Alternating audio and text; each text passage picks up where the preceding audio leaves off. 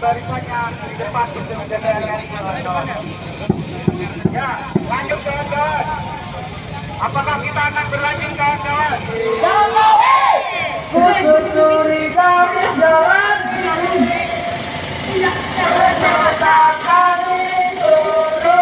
Indonesia bagi kita langkah pasti. Mahasiswa, hidup buruh, hidup pelajar, hidup perempuan yang mohon. Oke, aku perkenalkan nama aku Shirley dari Federasi Pelajar Jakarta Distrik Jakarta Selatan. Hari ini kami pelajar datang turun ke jalanan untuk menuntut kepada rezim Jokowi Amin yang saat ini gagal mensejahterakan rakyat. Betul kawan-kawan? Seluruh tuntutan rasanya udah lengkap ya. Gelombang pertama, kok masih ada gelombang kedua? Sebenarnya ingin apa sih gitu mahasiswa? Saya ingin dengar baik Bayu Satrio Utomo, BEM Siap. UI. Kenapa gelombang pertama UI nggak ikut? Apa gara-gara bukan kerakyatan? Ya, terima kasih Bang Karni. Assalamualaikum warahmatullahi wabarakatuh. Selamat malam semuanya. Selamat malam abang mbak semua. Salam mahasiswa, hidup rakyat Indonesia. Ya, mungkin kalau dibilang ini gelombang kedua, sebenarnya bahkan ini bukan gelombang kedua Bang Karni. Bahkan ini bisa kita bilang gelombang ketiga atau gelombang keempat begitu. Tadi kalau kata Bang Karni bahwa ada aksi sebelumnya di tanggal 11 April begitu, kita juga ada aksi sebelumnya lagi di tanggal 1 April. Gitu. Jadi Aliansi Mahasiswa Indonesia kemudian turun di tanggal 1 April di depan Istana Negara di sekitaran Harmoni gitu untuk pada waktu itu satu isu yang kita bawa adalah menolak wacana penundaan pemilu dan perpanjangan masa jabatan presiden. Begitu. Jadi kalau dari yang BEM SI Rakyat Bangkit pun juga pernah melakukan aksi sebelumnya di tanggal 28. Gitu. Jadi bisa dibilang ini bukan hanya gelombang kedua, tapi gelombang ketiga dan gelombang keempat. Mungkin gelombang keempat. Iya. Tapi gelombang 1-2 tuntutannya soal penundaan pemilu dan penambahan periode presiden. Nah, itu kan udah dipenuhi oleh presiden. Okay. Nah, itu dia Bang. Jadi kenapa ini memang masih ada ya di salah satu tuntutan yang kami bawa pada hari ini juga gitu, bahwa misalnya bunyinya adalah tindak tegas para penjahat konstitusi dan tolak wacana perpanjangan masa jabatan presiden dan penundaan pemilu. Nah, kenapa ini kemudian masih masuk dalam tuntutan kami? Karena kami masih ingin mengawal bagaimana penyelenggaraan pemilu, persiapan pemilu hingga 2024. Dan bahkan sebenarnya Bang, wacana ini masih terus digulirkan oleh para elit politik. Bahkan saat misalnya Bapak Luhut Binsar Panjaitan ke UI, itu masih mengatakan bahwa memiliki big data yang dimana masyarakat di bawah katanya setuju dengan penundaan pemilu. Itu setelah aksi 11 April, setelah rapat kabinet di 10 April yang dilaksanakan di hari Minggu itu, yang dilaksanakan secara mendadak itu. Gitu. Lalu di tanggal 12 saat Bapak Luhut Binsar Panjaitan ke UI masih ternyata menggulirkan wacana itu dan tidak berani membuka big data yang kemudian kami tuntut dalam aksi simbolik mengibarkan bendera kuning di Universitas Indonesia sebagai simbol matinya demokrasi di UI dan Indonesia. Nah, mungkin kalau di UI kita juga ada masalah internal begitu terkait dengan statuta UI. Dan kami sepakat di tataran mahasiswa menolak statuta UI atau PP 75 tahun 2021. Nah, di luar dari itu Bang Karni. Gak sebelumnya. Kami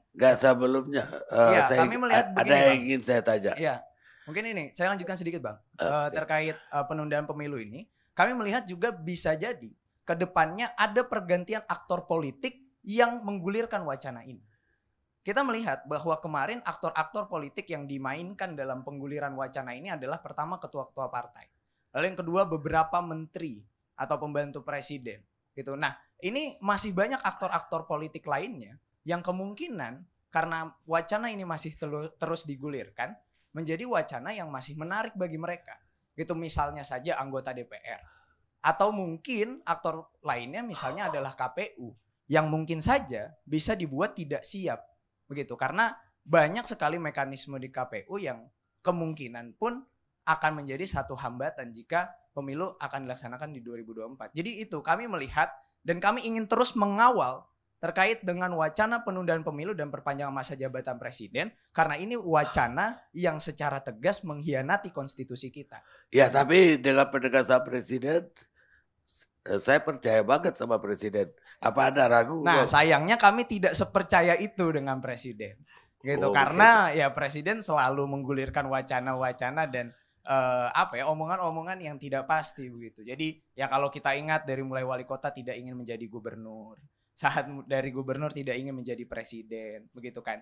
Terus lalu saat jadi presiden katanya tidak ingin perpanjangan. Nah ini kan akhirnya ada hal-hal yang kita tidak percaya gitu. Lalu juga misalnya di janji kampanye ingin memperkuat KPK, tapi ternyata malah melemahkan KPK gitu. Lalu juga misalnya terkait dengan kesejahteraan masyarakat, tetapi malah mengesahkan undang-undang Omnibus Law Cipta Kerja yang dimana akan terus menyengsarakan rakyat dan kemudian juga membuat keuntungan para oligarki ini semakin luas melalui Omnibus Law Cipta Kerja.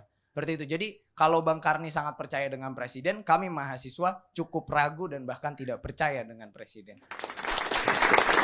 Tapi dari yang tuntutan yang kami bawa itu adalah hasil dari pemerasan terhadap isu 19 inventarisasi isu yang kami juga sudah bahas bersama oleh beberapa rekan-rekan dari buruh begitu, lalu di Kongres Rakyat gitu, yang kita menghasilkan 19 inventarisasi isu yang kemudian kami turunkan menjadi 7 tuntutan.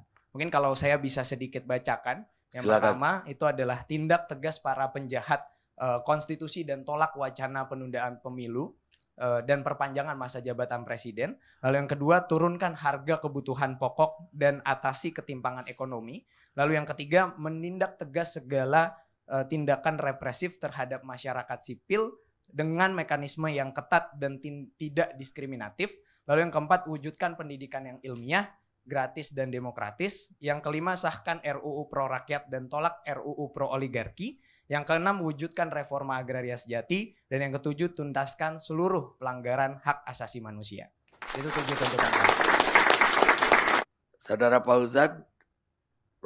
Fauzan Raisal Masri, Presiden Mahasiswa Trisakti atau Universitas Trisakti. Ya, ada yang mau ditambahkan? Baik, Pak Karni. Bismillahirrahmanirrahim. Assalamualaikum warahmatullahi wabarakatuh. Waalaikumsalam. Shalom, Om Swastiastu, Namo Buddhaya, salam kebajikan, salam sejahtera dan juga salam mahasiswa buat kita. Hidup mahasiswa, hidup rakyat Indonesia, hidup perempuan yang melawan. Kami ingin sampaikan yang pertama bahwasanya hari ini mahasiswa turun kembali ke jalan. Saya ingin sampaikan positioning Trisakti itu sendiri. Hanya saja hari ini kami membuktikan mahasiswa Indonesia bisa turun ke jalan. Beberapa puluh kampus tadi hadir di depan istana. Dan kami masih sampaikan hari ini untuk kami menghimpun juga seluruh mahasiswa-mahasiswa di Indonesia untuk kita bisa bertemu di satu titik yang sama dalam pergerakan yang bersama-sama kita memperjuangkan masalah kerakyatan. Hari ini kami turun aksi, Bang Karni dan teman-teman semuanya, itu ada beberapa tuntutan. Mungkin tadi sudah disampaikan oleh Pres Bayu dari UI sebelumnya, bahwasanya tentang penundaan pemilu. Bahwasanya hari ini ada ketidakpercayaan begitu kepada pemimpin kita, sehingga kita terus-menerus menyuarakan mengawal mengenai penundaan pemilu ini agar tidak terjadi. Karena awal mulanya penundaan pemilu ini bermuara dari lingkar kekuasaan itu sendiri. Bermuara dari Menteri Koordinator Pak Luhut Binsar Panjaitan, lalu Menteri Bahlil, Menteri Investasi yang juga mengatakan hal demikian. Nah, untuk itu yang kami ingin sampaikan kepada Pak Jokowi, bisa pula menindak tegas kepada menteri-menteri yang menyampaikan tentang penundaan pemilu ini. Memang Presiden Jokowi sudah sampaikan bahwasanya kepada seluruh menteri stop untuk berbicara tentang penundaan pemilu.